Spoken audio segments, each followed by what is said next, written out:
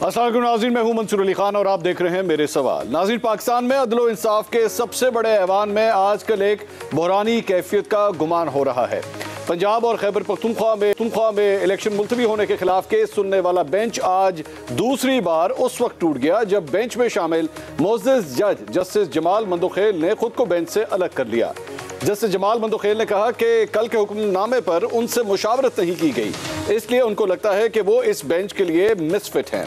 Justice ने यह भी कहा कि जस्टिस काजी फाइज ईसा के फैसले को इस अदालत में जेर बहस लाया जाना चाहिए। यह केस शुरू हुआ तो बेंच 5 अरकान पर मुश्तमिल था, लेकिन यके बाद दीगरे 2 जजेस की माजरत के बाद इस बेंच में अब अरकान की तादाद 3 रह गई है। दिन 2 बजे 3 रुकनी बेंच ने समाअत दोबारा शुरू की तो पाकिस्तान बार कौंसिल ने फुल कोर्ट बनाने की तजवीज़ दी। इस पर चीफ जस्टिस ने पाकिस्तान बार कौंसिल के नुमाइंदे को कहा कि वो चेंबर में उनसे मुलाकात करेंगे। आज चीफ जस्टिस ने हुकूमत और अपोजिशन को मुज़ाकरात करने की भी तजवीज़ दी। उन्होंने कहा कि अगर मुज़ाकरात होते हैं तो हम केस में वक्फा कर देंगे, लेकिन अगर मुज़ाकरात नहीं करने तो हम आइन के मुताबिक ऑर्डर देंगे। चीफ जस्टिस ने रिमार्क्स दिए कि कल तक जो जेलों में थे आज असेंबली में तकारीर कर रहे हैं। इसकी वजह यह है कि वो अवाम के नुमाइंदे हैं। इन रिमार्क्स पर तनकीद की गई तो सुप्रीम कोर्ट ने इन रिमार्क्स की वजाहत करते हुए कहा कि इनका मकसद ये था कि पार्लियामेंट में जाएं तो ऐसे लोग खिताब करते मिलते हैं जो कल तक कैद थे और गद्दार करार दिए गए थे। अब वो लोग वहां बात कर रहे हैं और उनको इज्जत दी जाती है क्योंकि वो अवाम के नुमाइंदे हैं। सुप्रीम कोर्ट ने अटॉर्नी जनरल की फुल कोर्ट बनाने की दरख्वास्त मुस्तरद करते हुए सेक्रेटरी दिफा और सेक्रेटरी खजाना को पीर के रोज तलब कर लिया। दूसरी तरफ सुप्रीम कोर्ट के रजिस्ट्रार ने जस्टिस काजी फाइज ईसा के फैसले को सुप्रीम कोर्ट पर लागू ना होने का सर्कुलर जारी कर दिया। इस सारी सूरत हाल पर मेरे 13 सवाल हैं। सुप्रीम कोर्ट में आज दूसरी बार बेंच टूट गया। क्या ये रूटीन की कार्रवाई है या किसी बड़े अदालती बहरान का पेश खेमा है? सवाल number 2, chief justice of Pakistan कई बार हुकूमत और अपोजिशन को बातचीत का कह चुके हैं, क्या ये बेल मंडे चढ़ेगी या नहीं? सवाल number 3, chief justice of Pakistan का कहना है कि अगर हुकूमत और अपोजिशन इलेक्शन के इनेकाद के मामले पर मुज़ाकरात नहीं करते तो फिर अदालत आइनी किरदार अदा करेगी। अगर दोनों फरीक मुज़ाकरात कर लें तो क्या अदालत उज़्मा आइनी किरदार अदा करने की जिम्मेदारी से आज़ाद हो जाएगी? सवाल नंबर 4, सुप्रीम कोर्ट के रजिस्ट्रार ने आज सर्कुलर जारी किया कि 2 रुकनी बेंच का फैसला कानूनी तौर पर लागू नहीं होगा क्योंकि 2 रुकनी बेंच का फैसला सहाफ़ियों से मुतालिक अज़ खुद नोटिस केस के 5 रुकनी बेंच के फैसले के मुनाफी है। क्या एक सर्कुलर से सुप्रीम कोर्ट के जज के फैसले पर अमल दरामद रोका जा सकता है? सवाल नंबर 5, पंजाब और खैबर पख्तूनख्वा इंतखाबात इल्तवा केस में अटॉर्नी जनरल की दरख्वास्त के बावजूद चीफ जस्टिस ने फुल कोर्ट बनाने की इस्तदा मुस्तरद कर दी। इतने अहम मुकदमे में फुल कोर्ट ना बनाने में क्या मसलहत हो सकती है? सवाल नंबर 6, हुकूमती वज़रा बार बार फुल कोर्ट की बात कर रहे हैं। वज़ीर कानून आज़म नज़ीर तारड़ ने 3 रुकनी बेंच का तस्करा करते हुए उसके फैसले के लिए अक़लियती का लफ्ज़ इस्तेमाल किया है। क्या 3 रुकनी बेंच के लिए अक़लियती फैसले की इस्तिलाह इस्तेमाल की जा सकती है?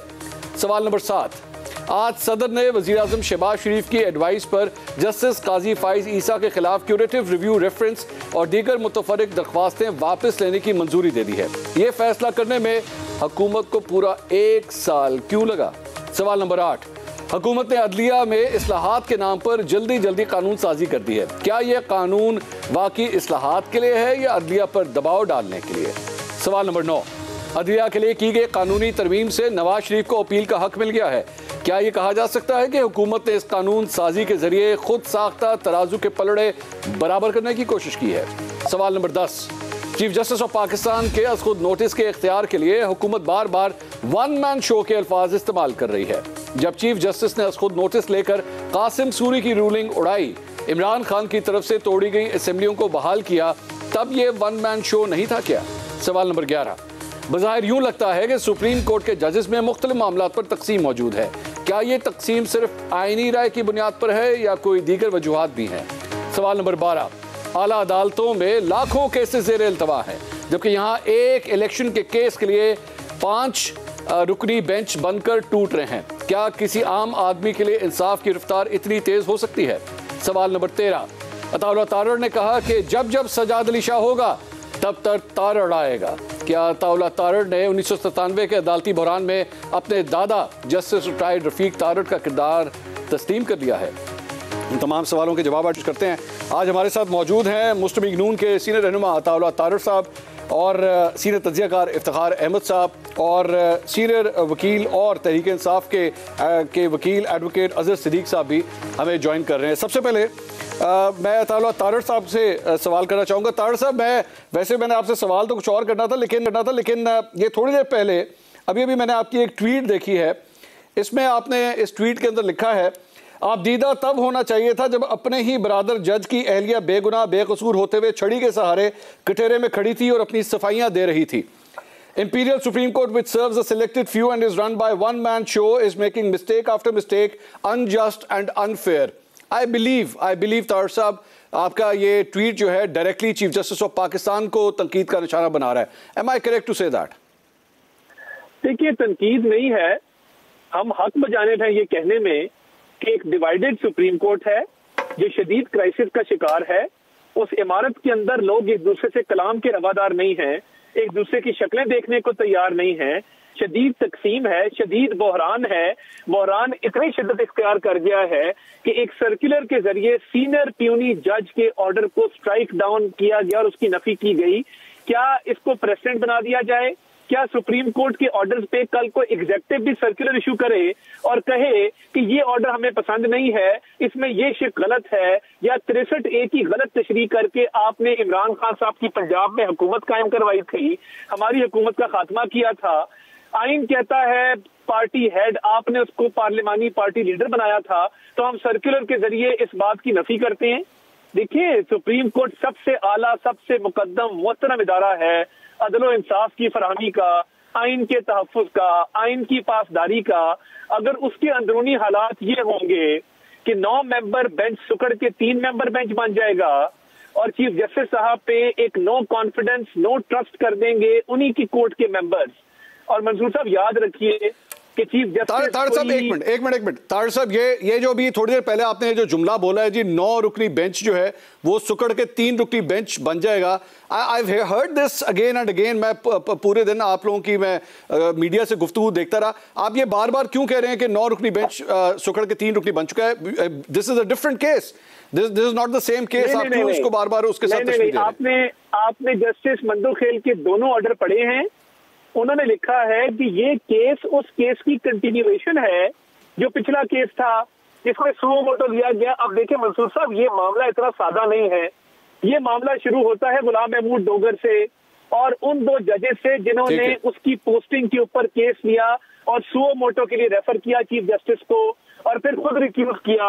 अब उस पिटिशन की अमल दरामद की पिटिशन ये जगी है, वो सुओ मोटो था, सुओ मोटो की अमल दरामद की पिटिशन है। और देखिए, गजब खुदा का कि इजाजुल एहसन साहब उसमें रिक्यूज कर गए, इसमें रिक्यूज नहीं किया, इसमें उनको बिठाया गया। बात यह है कि ये नजर आ रहा है कि चीफ जस्टिस साहब का तासर ये है और बार भी ये बात कर रही है कि एक पर्टिकुलर बेंट ऑफ माइंड है, उसके तहत हमारा मुतालबा नाजायज नहीं है। हम कहते हैं कि आप अपना फुल कोर्ट मीटिंग करें, अपने डिफरेंसेस सेटिस्फाइड करें, अपने जो तनाजात हैं उनको हल करें, फिर हमारे तनाजे की तरफ आए। अगर आप खुद तनाज़ों में रुक जाए। मैं एक मिनट तारड़ साहब, मुझे अभी और भी बहुत सी बातें डिस्कस करनी है। अजहर फारूक साहब भी हमारे साथ मौजूद हैं, अजहर सिद्दीक साहब भी हमारे साथ मौजूद हैं। मैं जरा उनका भी पॉइंट ऑफ व्यू ले लूं। अजहर साहब, ये सारी गुफ्तगू सर आपने जो सुनी है अभी थोड़ी देर पहले तारड़ साहब की, ये बार बार कह रहे हैं कि हमें ये इंप्रेशन आ रहा है कि जनाब सुप्रीम कोर्ट बहुत ज्यादा डिवाइडेड है और जिस तरीके से ऑपरेट होना चाहिए फुल कोर्ट क्यों नहीं बन रहा। आई थिंक आप ये आर्गुमेंट्स पहले भी कई दफा सुन चुके हैं, लेकिन अब 2 दिन में 2 जज साहिबान जो है वो इस बेंच से अपने आप को अलग कर चुके हैं। सर, ये मामला किस तरह रिजॉल्व होता दिखाई दे रहा है?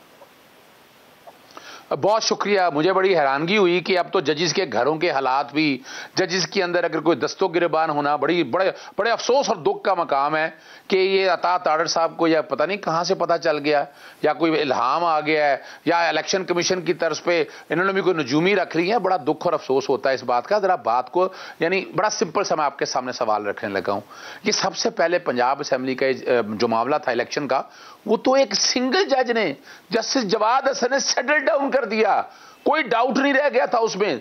10 फरवरी में 4-5 समातें हुई थी, इलेक्शन कमीशन आया, गवर्नर आया, वफाकी हुकूमत आई, सबके आर्गूमेंट सुनेंगे और 10 फरवरी को चीफ सेक्रेटरी ने, आईजी ने कहा कि जो हमें कहेगा इलेक्शन कमीशन, हम इलेक्शन करा देंगे। किसी ने कोई उस पर नहीं, और उस पर इलेक्शन का डेट क्या कहा था, फैसला क्या था, 90 दिन में इलेक्शन होने, ये सेटल कर दिया उन्होंने। सिंगल जज के फैसले ने ये सेटल कर दिया, और वो फैसला आज भी फील्ड में है।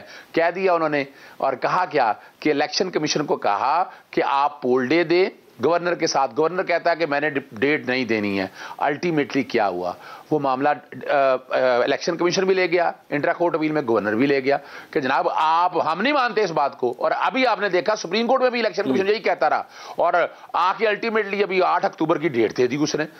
चीजों को समझिएगा। मैं अब अगर आप 2-3 मिनट देंगे, मैं आपको बड़ी मुख्तसर एक केस समझा दूंगा। मामला यहाँ हुआ, खत्म यहाँ हो गया। उसके बाद मैंने देखा कि ये तो इलेक्शन नहीं करा रहे, मैंने सेक्शन 57 का सदर को कहा कि आप अपना इख्तियार करें, इन्होंने डेट नहीं देनी, आप डेट दे दें। मैं हाई कोर्ट में गया, सिंगल जज के पास लगा, उन्होंने कहा ये काम कर रहे हैं आप, ये वापस पिटीशन वापस ले ली, कंटेम्प्ट फाइल की, कंटेम्प्ट पे नोटिस हुआ।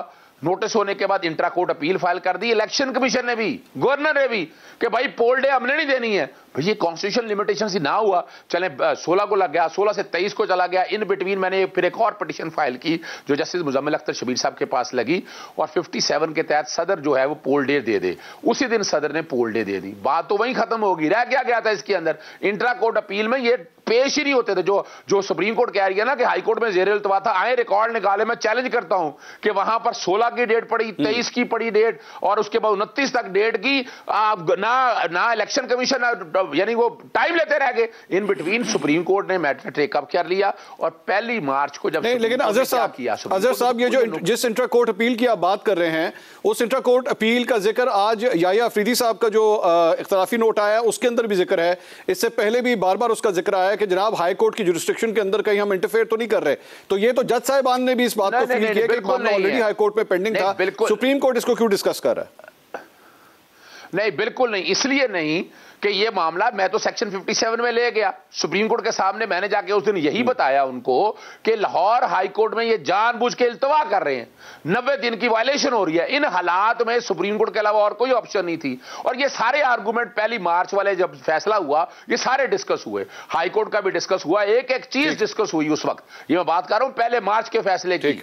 अब आप उससे आगे जा रहे हैं। उस वक्त एक एक चीज जब डिस्कस हो गई, फैसला आ गया, उस फैसले पे इंप्लीमेंट हो गया। किसी ने चैलेंज किया उस फैसले को, इलेक्शन कमीशन ने चैलेंज किया, शेड्यूल दे दिया, 30 तारीख की डेट आ गई। अब तो कोई डाउट रह नहीं गया था। अब आते हैं जो बात दूसरी कह रहे हैं, 9 मेंबर 7 मेंबर। जी मैं एक बात आपको बता दूं, आपको याद होगा जस्टिस काजी फाजिल साहब ने रिव्यू में कहा कि मेरी मर्जी का बेंच बनना चाहिए। उस वक्त मामला गया, उस वक्त ये तय हो गया, मास्टर ऑफ द रोस्टर का प्रिंसिपल तय हुआ। उसके अलावा इन्होंने एक खुद नोटिस लिया जस्टिस काजी फाजिल साहब ने, सारे मामले में कहीं ना कहीं जस्टिस काजी फाजिल, उनको हो सकता है उनको कोई जाती गरज हो या मसला हो, लेकिन वो मामला जब कयूम सिद्दीकी वगैरह ने पिटीशन लेके आए तो मामला गया कि नहीं भी आप बस खुद नोटिस नहीं ले सकते। PLD 2022 सुप्रीम कोर्ट 306, और वहां सुप्रीम कोर्ट ने तय कर दिया, मास्टर 5 मेंबर बेंच ने, मास्टर ऑफ रोस्टर जो है वो चीफ जस्टिस है, आज खुद नोटिस। अच्छा मैं एक मिनट अजहर साहब एक मिनट ठहरिएगा, अजहर साहब एक मिनट ठहरिएगा, इफ्तिखार साहब, ये आपने दोनों वकला की ये गुफ्तगू सुनी है, दोनों साइड्स की आपने गुफ्तगू सुनी है। सर ये इंप्रेशन क्यों आ रहा है? अजहर साहब कह रहे हैं कि असल में इलेक्शन 90 दिन के अंदर होना है। असल पॉइंट ये है, एक आइन और कानून के आप, मैं जानता हूं एक बहुत बड़े फॉलोअर हैं, हम उसमें से निकल नहीं सकते। क्या ये सब कुछ बहानेबाजियां हैं? क्या ये जानबूझ के कोर्ट्स को जो है कंट्रोवर्शियल बनाने की कोशिश है कि ताकि किसी तरह 90 दिन की वो डेडलाइन जो है वो क्रॉस हो जाए और कहानी अक्टूबर तक चली जाए? 90 दिन तो क्रॉस भी हो गई है। कहाँ गए वो 90 दिन? कब असेंबली डिज़ोल्व हुई थी? कब असेंबली की डिसोल्यूशन का नोटिफिकेशन हुआ था? उसके बाद 90 दिन कब पूरे हो गए? और ये तो ये बात है कि हम एफिडेविट देते हैं कि जो हम दरख्वास्त दे रहे हैं किसी कोर्ट में, तो एक एफिडेविट देते हैं कि ऐसी कोई दरख्वास्त या ऐसा कोई केस किसी और अदालत में पेंडिंग नहीं है। तो यहाँ पर अदालतों में केस भी पेंडिंग थे और सुप्रीम कोर्ट में दरख्वास्तें भी इनकी चल रही हैं। मुझे इससे कोई ताल्लुक़ नहीं है। मुझे अफसोस इस बात का है कि 9 जजेज़ एक तरफ हैं और 6 जजेज़ एक तरफ हैं, और मुझे इस बात का भी यकीन है कि मंगल को फ़ैसला हो जाएगा। 3 रुकनी जो बेंच है वो फैसला कर देगा कि इलेक्शन कराओ। क्या मज़े की बात है कि सुप्रीम कोर्ट ऑफ पाकिस्तान, जिसकी कुल स्ट्रेंथ कितनी है, उसके 3 जज फैसला करेंगे कि इलेक्शन कराओ, वो फिर अपील में चले जाएंगे। 90 दिन की वाली कहानी ख़त्म हो जाएगी। ये 90 दिन की कहानी इनको बड़ी याद आती है। उस आइन में 90 दिन के अलावा और बहुत कुछ लिखा हुआ है। उसमें मुझ गरीबों के हकूक़ के बारे में भी कुछ लिखा हुआ है, कभी तो उस पर बहस नहीं हुई। उस आइन में ये भी लिखा हुआ है कि सूद ख़त्म करना है, इस पर कभी कोई बात नहीं हुई। उस आइन में ये भी लिखा हुआ है कि हमें आवाम को तालीम देनी है, उस पर तो कोई नहीं हुआ। इसी सुप्रीम कोर्ट ने इफ्तिखार साहब, अब ये तो सर इफ्तिखार साहब ये तो वो वाली बात होगी ना, व्हाट अबाउट दैट वाला आर्गुमेंट है। अभी तो सर इलेक्शन की बात है ना सर, अभी तो इलेक्शन की बात है। इट इज नॉट, आप मानते हैं, absolutely not at all. Iftikhar साहब इलेक्शन 90 दिन में होने हैं, करने में नहीं मंसूर साहब, मैं आपको बताऊंगा कि 90 दिन में इलेक्शन नहीं होंगे और नहीं हो रहे। 90 दिन गुजर गए हैं, होंगे नहीं 90 दिन गुजर गए हैं। वो तो यही नजर आ रहा है, प्रेडिक्शन तो यही होने चाहिए कि नहीं होने चाहिए सर, मेरा सवाल ये है। मंसूर साहब एक मिनट कह रहे हैं, 90 दिन गुजर गए हैं, अब क्या करें फिर हम? तो सर इसका मतलब 180 दिन आगे ले जाएं फिर? नो, तो फिर ये इसके लिए पंचायत बना ले, जो आज पंचायती निज़ाम का हवाला दिया है सुप्रीम कोर्ट ने। उसमें कहा कि पंचायती फैसला करके मेरे पास आ जाओ। वो कौन है फैसला करने वाला? अगर वो 90 दिन के ऊपर इसको ज़िंदगी और मौत का मसला बना के बैठ गया पाकिस्तान का, तो वो कौन है ये फैसला करने वाला कि जाओ पंचायत करके आओ और मेरे पास, और फिर नई तारीख ले लो? इफ्तिखार साहब गुजारिश चीफ जस्टिस ऑफ पाकिस्तान के बारे में गुफ्तगू हो रही है, नेशनल टेलीविजन के ऊपर हम बैठे हुए हैं, ये बिला वजह तो फिर तो मैंने क्या कहा? मैंने कुछ नहीं कहा। आप जिस उन्होंने पंचायत की बात की है, उन्होंने पंचायत की बात की है ना, उन्होंने कहा जाए दोनों फरीक तय करके मेरे पास आ जाए और मैं नई तारीख दे देता हूं। बस किसी ने तो की है ना। मैं तो आज की प्रोसीडिंग की बात कर रहा हूं भाई सर, मैं आज की प्रोसीडिंग की बात कर रहा हूं। क्या कह रहे हैं? आज ये बात हुई है नहीं हुई? आ गया सर, पॉइंट आ गया इफ्तिखार साहब। अजहर साहब क्या फरमा रहे हैं? और ये पॉइंट भी आ गया कि ये मैं सिर्फ एक बात कर रहा हूं, 90 दिन की बात कर रहे हैं। मैं सिर्फ एक बात क्लियर कर दूं। पहली तो बात है 90 दिन अभी गुजरे नहीं है। ये असेंबलियां 16 तारीख को डिसॉल्व हुई थी, तो 16 से अगर 90 दिन लगाए तो फिर इंतजार करते हैं, मंगल को बनती है, मंगल को इंतजार करते हैं। सुन ले, नहीं सर मंगल को खत्म कर रहा हूं इफ्तिखार साहब। सर वो 17 अप्रैल तक अभी असेंबलियां हैं और 30 अप्रैल तक का शेड्यूल अभी भी मौजूद है। वो शेड्यूल अभी भी इंप्लीमेंट हो सकता है। और दूसरा जो पंचायती 13 दिन में इलेक्शन करवा लीजिएगा। सर खत्म कर रहा हूं। सबसे पहले जो पंचायती फैसले की बात की थी जस्टिस सईद मंसूर, नहीं अजहर सदीक साहब मुझे अजहर सदीक साहब आपको बहुत बुरा लगा और मंसूर साहब को भी मेरा रवैया बुरा लगा। क्या ये हकीकत नहीं कि आज चीफ जस्टिस ने ये कहा कि दोनों फ्रीकैन जाएं, बात करके मेरे पास आ जाएं? उसकी वजह मैं बताता हूं। जब वो बात करके आएंगे तो 90 दिन की डिबेट है सर, इसमें साहब बुरी बात क्या है? मुझे बताइए इसमें क्या बुरी बात है? अगर बैठ के जमहूरी तौर तरीके से जमहूरी पार्टियां आपस में बैठ के रिजॉल्व कर लें, इसमें कुछ बुरा है? मंसूर साहब मैं इलेक्शन का हामी हूं, लेकिन खेल 90 दिन की हो रही है। मैं कह रहा हूं कि अगर वो दोनों फ्रीकैन 90 दिन पे नहीं मानते तो फिर ये 90 दिन की जो खेल पर हमें मुतासर किया जा रहा है, आवाम को उनके मसाइल को सुना नहीं जा रहा, उनके मसाइल पे कोई बात नहीं करता। इफ्तिखार साहब वैसे इफ्तिखार साहब मुझे इजाजत दीजिए एक सवाल करने की।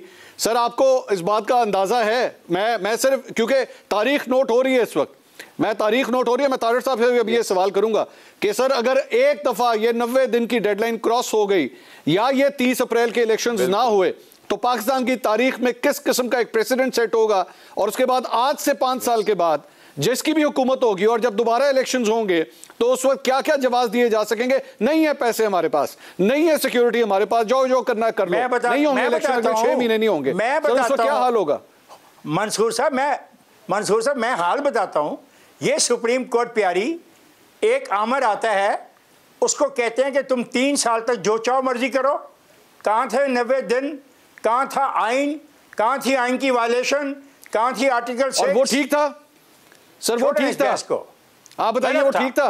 गलत था ना? गलत था तो आए ना फिर इसको तो मिलनी चाहिए।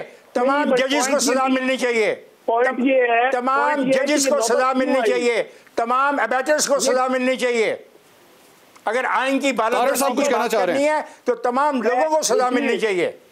देखिए तारिर साहब कुछ कहना चाह रहे हैं सर, तारिर साहब की बात सुनिएगा। आइन का आर्टिकल 224 क्या कहता है? पाकिस्तान में केयर टेकर गवर्नमेंट का कॉन्सेप्ट इसलिए है कि आइन के खालिक ने ये बात सोची थी कि मुल्क में हमेशा बैक वक्त इलेक्शन होंगे। आप इंडिया का एग्जांपल लें, इंडिया में कोई ऐसी स्टेट नहीं है कि जिसका इलेक्शन हो जाए और उस इलेक्शन के नतीजे में बनने वाली गवर्नमेंट पूरे इंडिया के नेशनल इलेक्शन के ऊपर जो है वो असरअंदाज हो। Punjab is 55% of Pakistan. तो ये आप आर्टिकल 224 को कहां लेके और जब स्टेट इलेक्शंस होते हैं, एक मिनट तारड़ साहब एक मिनट, अगर आपने इंडिया के एग्जांपल दी है, जरा मुझे ये बताइए कि जब वहां पे स्टेट के इलेक्शंस होते हैं तो फेडरल गवर्नमेंट क्या उसी जमात की होती है, कोई और जमात होती है? वहां तो केयर टेकर का कॉन्सेप्ट ही नहीं है ना, क्योंकि वहां पे कोई ऐसी स्टेट नहीं है जो। सर मैं यही तो मैं अर्ज कर रहा हूं ना, मुझे सिर्फ ये बता दीजिए कि अगर महाराष्ट्र की स्टेट के वहां पे अपने स्टेट इलेक्शंस होते हैं तो दिल्ली के अंदर जरूरी है सरकार कोई और हो या केयर टेकर होती है, ये बताइएगा। नहीं देखिए, वो सरकार कोई और भी होती है और हमेशा होती है, बात ये नहीं है। मैं thank you so much Tarar sahab, let me take a break. I want you to explain it. Tarar sahab, explain it. मैं जरा डिटेल से आपसे एक्सप्लेनेशन लेता हूं। मैं जान रहा हूं आप इस पे कमेंट करना चाह रहे हैं, मुझे ब्रेक का कहा जा रहा है। नाज़रीन ब्रेक के बाद वापस आते हैं, हमारे साथ रहिएगा। नाज़रीन वेलकम बैक आफ्टर द ब्रेक। मुस्लिम लीग नून से ताउला तारड़ साहब, सीनियर तहज़ीकार इफ्तिखार अहमद साहब और सीनियर एडवोकेट अज़हर सिद्दीक साहब हमारे साथ मौजूद हैं। हम गुफ्तगू कर रहे थे सुप्रीम कोर्ट ऑफ पाकिस्तान में जो कुछ भी इस वक्त चल रहा है। तारड़ साहब, मैं आपसे गुफ्तगू कर रहा था, मुझे ब्रेक पे जाना पड़ गया। बात आप मिसाल दे रहे थे भारत की कि जनाब भारत के अंदर जो है वो इस तरह नहीं होता, इस पे जरा थोड़ी सी मजीद तफसील शेयर कीजिएगा। भारत में केयर टेकर गवर्नमेंट का कॉन्सेप्ट नहीं है, क्योंकि कोई भी ऐसी स्टेट नहीं है कि वो इतनी बड़ी हो आबादी के लिहाज से कि और वो इतनी इन्फ्लुएंशियल हो कि वो नेशनल इलेक्शन के ऊपर असर डाले। अब वो जितनी भी स्टेट्स हैं उसमें से कोई स्टेट ऐसी नहीं है। इधर पंजाब 55% है पाकिस्तान का। अब उसमें जो भी गवर्नमेंट होगी वो असरअंदाज होगी आपके नेशनल इलेक्शन के ऊपर। तो देखिए, आइन के जो खालिक हैं उनका क्या व्यू था, क्या मंशा थी? मंशा ये थी कि मुल्क में बैक वक्त इलेक्शन हो। यही वजह है कि मुल्क की तारीख में कभी भी। अच्छा तारड़ साहब, एक मिनट, तारड़ साहब मुझे एक इजाजत दीजिएगा यहाँ सवाल करने की। ये अभी थोड़ी देर पहले आपने कहा कि जी मुल्क में जो भी विफाकी हुकूमत होगी वो असरअंदाज होगी उन सूबाई इलेक्शंस के ऊपर, यही कहा ना आपने? जी, वफाकी भी सूबाई भी। क्या मैं अज्यूम कर सकता हूँ कि जी मैं यही कह रहा हूँ, तो इसका मतलब है कि 30 अप्रैल को जब इलेक्शन होंगे तो आप भी असरअंदाज होने की कोशिश करेंगे? देखिए, बतौर फेडरल गवर्नमेंट के हमारा कुछ तो असर है पंजाब में, और बतौर गवर्नमेंट के बिल्कुल इन्फ्लुएंस होता है। लोग मरूब भी होते हैं, 100 किस्म की आप अथॉरिटी एक्सरसाइज करते हैं। It works both ways. Problem ये नहीं है, प्रॉब्लम ये है कि जब एक दफा आइन को रीराइट करके उन लोगों जिन्होंने वोट डाला था वोट कैंसिल किए गए पंजाब असेंबली के, फिर दूसरी दफा आइन को सुप्रीम कोर्ट ने रीराइट किया। जब चौधरी शुजात की चिट्ठी को उन्होंने डिसरिगार्ड कर दिया और परवेज इलाही साहब को ओथ दिलवाया। मंसूर साहब, ये पूछ लीजिएगा से कि कौन सी आईनी प्रोविजन है जो कहती है इकट्ठे इलेक्शन होने चाहिए? बात देखिए, आर्टिकल 224 के ऊपर आप पार्लियामेंट्री डिबेट्स निकाल के आप चैलेंज कबूल कर लें, तारड़ साहब चैलेंज कबूल कर लें कि 224 इकट्ठे इलेक्शन की बात करता है। बात ये है, मैं आपके सारे चैलेंज कबूल करूंगा, आप तसल्ली रखें। बात ये है, ये नहीं आप आए ना ऐसे नहीं है। मंसूर साहब के प्रोग्राम में आप चैलेंज कबूल करें कि 224 इकट्ठे इलेक्शन की बात करता है। जाके कहेंगे आ जाऊंगा उसकी मंशा नहीं इसी पे मंसूर के प्रोग्राम में, एक मिनट मंसूर के प्रोग्राम में 1 to 1। सर एक मिनट, तारड़ साहब do you accept this challenge? Tarar साहब do you accept this challenge? करें, आए इकट्ठे बैठेंगे, जहां बैठे आपकी मर्जी का। इस्लामाबाद आ जाऊंगा आपके लिए। कोई यार नहीं है मुझे सर एक minute, I can't hear Tarar साहब, मुझे जरा उनकी आवाज सुनने दे। मैं सिर्फ सॉरी तारड़ साहब, दोबारा repeat, do you accept this challenge? नहीं, मुझे कोई इशू नहीं है। I accept this challenge. बात यह है कि आर्टिकल 224 की मंशा क्या है। देखिए, ये कल रिकॉर्डिंग रख लें के तहत। देखिए, ये सारा तारड़ साहब कल रिकॉर्डिंग रख लें इसके ऊपर। सर आप मेरी तरफ से अभी रख लें, आर्टिकल 224 निकाल लें। कोई रॉकेट साइंस नहीं किसने। नहीं आप सर अभी तो मोटरवे के ऊपर है ना, कर रहा हूं मैं कल दोबारा इसी तरह प्रोग्राम करने के लिए तैयार हूं। मैं छोड़ दूंगा। अच्छा चले, ये इस्तीफा दे देंगे अगर 224 में ये साबित हो जाए। मैं नहीं तो मैं साबित करूंगा ना। ये कोई बात नहीं है, चैलेंज कबूल करे या ना करे। यानी क्या डिबेट हो रही है? 224 में कल इलेक्शन होने हैं। अच्छा आप दोनों एक मिनट अजहर साहब, एक मिनट अजहर साहब, इस मुद्दे पे मजीद गुफ्तगू नहीं करेंगे हम, आप और तारड़ साहब। मैं आप दोनों को 4 बजे कल इनवाइट कर रहा हूं, आप दोनों सिर्फ मेरे साथ गेस्ट आ जाएं, दोबारा इस टॉपिक को हम स्टूडियो के अंदर बैठ के बात करेंगे। मैं आप दोनों को ऑन एयर इनवाइट कर रहा हूं। बिल्कुल, मैं तैयार हूं। आई होप आप दोनों जरूर तशरीफ लेकर आएंगे स्टूडियो में। मैं तैयार हूं, इसके लिए कोई इशू नहीं है। मैं बात ये कर रहा था कि पंजाब गवर्नमेंट नहीं रुक जाए ताड़ साहब, रुक जाए, इस टॉपिक पे कल ही बात होगी, हम दोबारा बात करें। नहीं मुझे एक सर एक मिनट देना, इफ्तिखार साहब कुछ कहना चाह रहे हैं सर इफ्तिखार साहब कुछ कहना, हम सबसे बड़े इफ्तिखार साहब हैं, इफ्तिखार साहब की बात सुन ले, एक मिनट भाई सर सियासी बात। भाई मैं ये कहना जी इफ्तिखार साहब गो अहेड। भाई मैं ये कहना चाह रहा हूँ कि मेरा भी एक चैलेंज कबूल किया जाए कि मुझे पाकिस्तान में कोई ऐसी डिसोल्यूशन दिखाई जाए जो वन लाइनर हो और जिसमें रीजनिंग कोई ना दी गई हो कि मैं सूबे की असेंबली तोड़ने की तजवीज़ पेश कर रहा हूँ, ये ना बताया गया हो वहाँ पे फसादात हो रहे हैं। प्लीज़ देखें, I don't want to go into a argument like this on the television. I am putting my point of view and that's all, okay. I'm not interested in a debate on the television. आप आराम से बात करें इफ्तिखार साहब, you are a senior. I am not talking to you, sir. I am not talking to you. आप क्या dictate करा रहे हैं? I am not, sir. I am not talking to you. I'm not talking to you. Senior man. I am talking to Mansoor. I am not. I am sir आप दोनों काबिल एहतराम। Azhar, I respect you. Please, आप भी आ जाए। I respect you. आप Please. भी आ जाए इस पे, आप भी आ जाइएगा कल, आप भी आ जाइएगा कल, इसी इशू पे आ जाइएगा। Azhar, I respect you. Please do not involve yourself in this game. Please, let me talk what I want to say. फिर आप छोड़े ना, आपकी बड़ी इज्जत करता हूँ, आप आराम से बात करें, अच्छा लगता है मुझे। I a lot of regard for you. कर रहा हूँ ना यार, मुझे अपनी बात कहने दो ना, मुझे अपनी बात कहने दो। चले करें अजहर साहब, आप उनको बात करने दें, इफ्तिखार साहब बात कंप्लीट करें अपनी।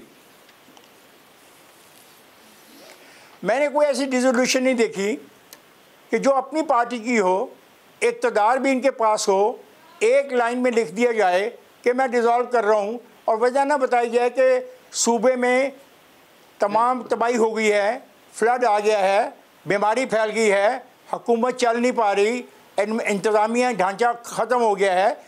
तो दोस्तों के कहने पे और लीडरों के कहने पर उनको ताकत देने के लिए अगर असम्बलियों की ऐसी कुर्बानियाँ हो रही हैं, तो ये सवाल इसलिए मैं उठा रहा हूँ क्योंकि मुझे मेरे दोस्त मंसूर ने कहा कि इफ्तिखार आप जो बात कर रहे हो ये तारीख़ में सबत हो जाएगी।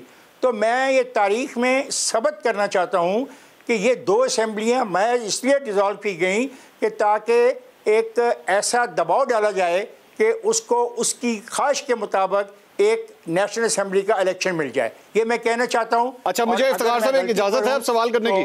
फिर इफ्तिखार साहब मुझे एक इजाज़त है सवाल करने की, अगर आप माइंड ना करें। मैं अब एक सवाल करना चाहूँगा कि क्या आईने पाकिस्तान किसी वजीर आला को इस बात से रोकता है कि वो असेंबली नहीं तहलील कर सकता?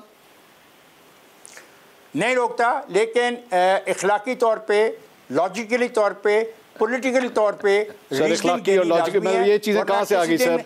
किसी तो क्या लिखा हुआ है? नहीं ये हंसने की बात है तो हंसे। अच्छा, हंस तो रहे हैं, हम सुप्रीम कोर्ट में भी हंस रहे हैं, सुप्रीम कोर्ट के रवैये पे भी हंस रहे हैं, इसीलिए तो हंस रहे हैं। और किस लिए हंस रहे हैं हम? मैं जवाब दे देता हूं। अच्छा, आप जरा अजहर साहब को बोलने की इजाजत दीजिए प्लीज। वन लाइनर डिसोल्यूशन का मतलब क्या है? वन लाइनर डिसोल्यूशन क्या है? ठीक है, अजहर साहब कुछ कमेंट करना चाह रहे हैं सर, अजहर साहब को जरा मौका दीजिए। 11 करोड़ का सूबा है और वन लाइनर लिख के भेज दो कि जी असेंबली तोड़ दो, without asking your parliamentary party, Azhar साहब, जी अजहर साहब बोलिए। ऐसे नहीं करो। अच्छा मंसूर साहब, मैं फिर अर्ज करता चलूं, जैसे कल का चैलेंज कबूल हो गया, 4 बजे मैं जरूर आ जाऊंगा। 224 पे साबित करना है कि इलेक्शन इकट्ठे हो। अब ये मैं इसमें भी बता देता हूं, आर्टिकल 112 और 58 2B बड़ा क्लियर है। 58 आपको पता है कि 58 2B पहले जब 2 असेंबलियां डिसॉल्व हुई तो सदर पाकिस्तान ने असेंबलियां डिसॉल्व करनी होती थी, इख्तियार दिया होता था, और वो उस पर चैलेंज हुआ। वो अलहदा बात है, नवाज शरीफ की असेंबलियां बहाल हो गई, बेनजीर की असेंबलियां बहाल नहीं हुई, तो 58 2B डिलीट कर दिया गया। अब 58 में सोल डिस्क्रिप्शन है, बिल्कुल कुछ नहीं बताना, कोई नहीं बताना उसने कि क्या रीजन है, उसके बैक एंड पे जो मर्जी हो। अगर ये ऐसी बात थी तो ये सियासी जमातें जाके चैलेंज करती, क्यों नहीं चैलेंज किया इस बात को कि बड़ी वजाहत के साथ ये डिस्क्रिप्शन दी हुई है और वो मेजॉरिटी मेजॉरिटी है तो majority can pass any order, majority can pass any order. ये पूरी दुनिया का मुसलमान असूल है, इसमें वजह नहीं बताई जाती है असेंबली डिसॉल्व करने के हवाले से। पहली दफा मैं लॉजिक सुनूंगा, सुन लीजिएगा। मैं अभी रीसेंट बता देता हूं, care taker setup chief minister जो है,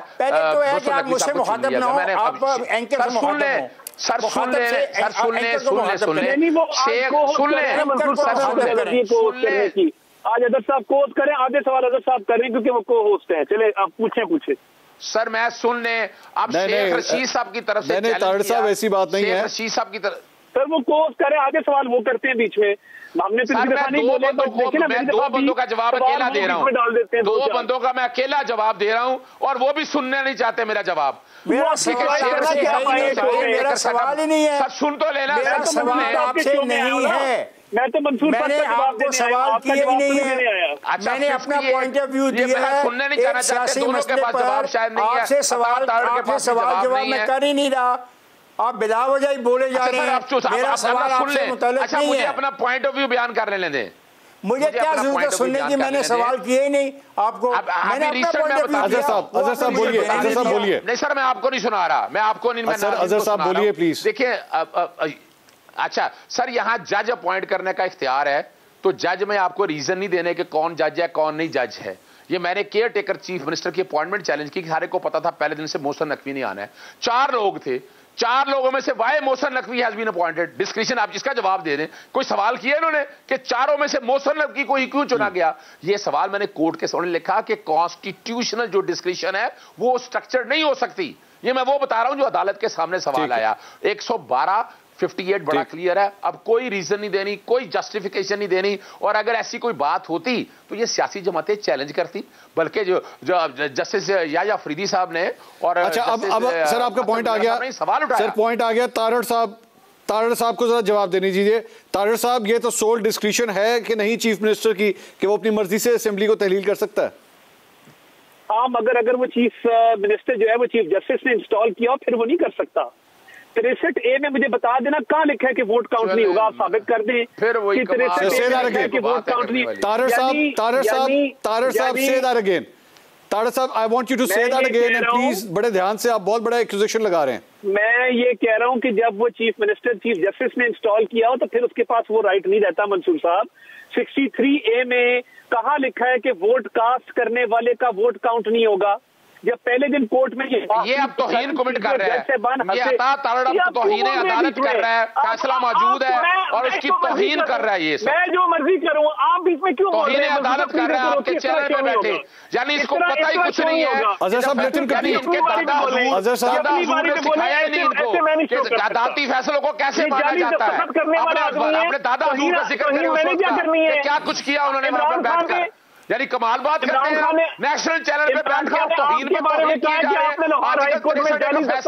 हैं। फैसला है फैसला, और वो फैसला बाइंडिंग है आपके ऊपर, आप नहीं मानना चाहते।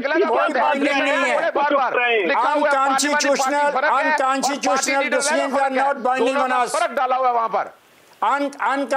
Unconstitutional things are not binding. अगर सदीक साहब आवाज ऊंची करने से ना, आवाज ऊंची करने से कोई दब नहीं जाता। मेरी बारी, अपनी बारी पे बात करें, मत करें आप अपनी बारी पे बात करें, आप सियासत करके अपनी बारी पे बात करें, पाकिस्तान का हुलिया मत बिगाड़ें फॉर गॉड। अच्छा मेरी बात सुनिए, अजहर साहब और तारड़ साहब ने बिगाड़ दिया। अजहर साहब और तारड़ साहब, मेरी दोनों से रिक्वेस्ट है, तो एक मजाक बना सर, मेरी आप दोनों से रिक्वेस्ट है। सर एक मिनट ठहरिए, अजहर साहब ठहरिए, तारड़ साहब ठहरिए, अजहर साहब, तारड़ साहब। अच्छा तारड़ साहब लिसन, हम आपका 4 बजे इंतजार करेंगे। अजहर फारूक साहब भी, सॉरी मैं बिल्कुल सही, हमारे साथी अजहर फारूक साहब, मैं उनका नाम ले लेता हूँ बार बार। नहीं मंसूर साहब, मैं बिल्कुल 4 बजे नहीं आऊंगा। क्या हुआ सर? मुझे बात ही नहीं करने दे रहे, बात नहीं मुझे। तो सर आप मेरी बात भाई दो बंदों से लड़ रहे हो, आप मेरे पास स्टूडियो में तशरीफ लेकर आ रहे हैं, मेरी हर बात आप पूरा बात कीजिएगा, हम आपको मौका दे रहे हैं। क्या हो गया? मैं शख्स के साथ नहीं बैठना चाहता। I don't want to sit with him, जिसको तमीज ही नहीं है कि अपनी बारी पे चले, बात खत्म होगी। इमरान खान ने चैलेंज नहीं कबूल किया इन्होंने लाहौर हाई कोर्ट में। I don't want to sit with him. Challenge कबूल नहीं किया। चले मैं बता दूं इनको 5 अरब के। अहमद साहब, आपका ये पूरा प्रोग्राम आपने देखा। इस पूरे प्रोग्राम के अंदर अब मुझे, इस प्रोग्राम को ख़त्म होने के बाद अब मुझे अंदाज़ा हो रहा है कि जजेस की क्या कैफियत होती होगी जब ये सारी डिस्कशन उनके सामने चल रही होगी। कल आपसे दोबारा मुलाकात होगी। अल्लाह हाफ़िज़।